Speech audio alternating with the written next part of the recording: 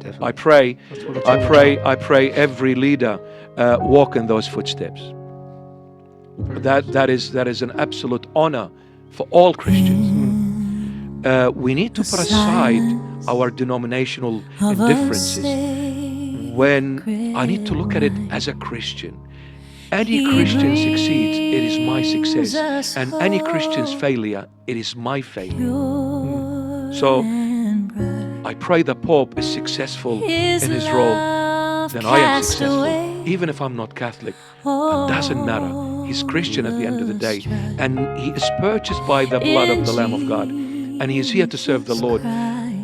I pray fervently that Pope Leo the 14th is the best shepherd of the 21st century. I pray.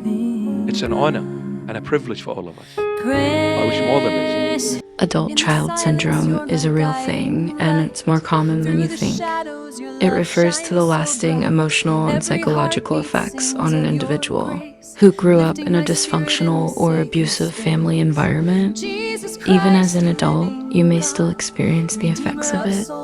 You may have difficulties in your adult relationships, struggles with emotional regulation, low self-esteem, poor impulse control, and a tendency to blame others for your problems. It can make everyday things like forming healthy attachments and making decisions really challenging.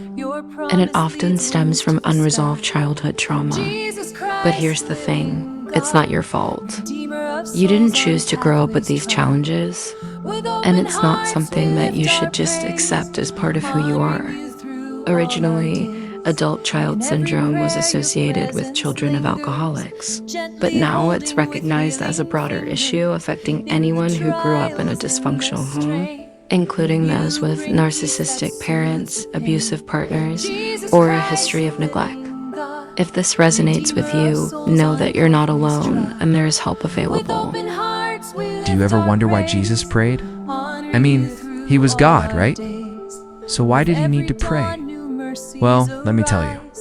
When Jesus was on earth, he was tempted by the devil. And we know that because the Bible tells us so. But it also says that Jesus resisted those temptations through prayer. Prayer was his way of connecting with his Father in heaven, just like we can connect with him through prayer. But there's another reason why Jesus prayed. He prayed because he loved people, and he wanted to do his Father's will, not just for himself, but for all of us.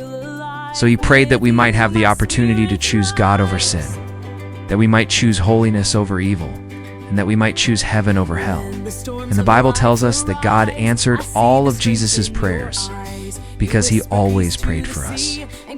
So if you're going through something difficult right now, if you're struggling with sin or temptation, just remember that Jesus has been there. He understands what you're going through, and he wants you to know that he's praying for you right now. Not at all, honestly. I just came to know of him when he was elected. My sort of role is very full. I have a very full schedule, so I don't have much time to sort of go and research and look up, to be honest. But obviously, when he was chosen and when he was appointed as the Pope of Rome and for the entire our beloved Catholic Church, we just watched a few videos about him. One thing I was touched by when he was on that missionary work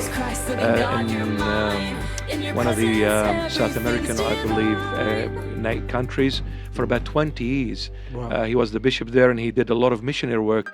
And I've seen some footages where he was standing in flooded area, absolutely an image reflecting humility and an absolute concern for those people. He shared their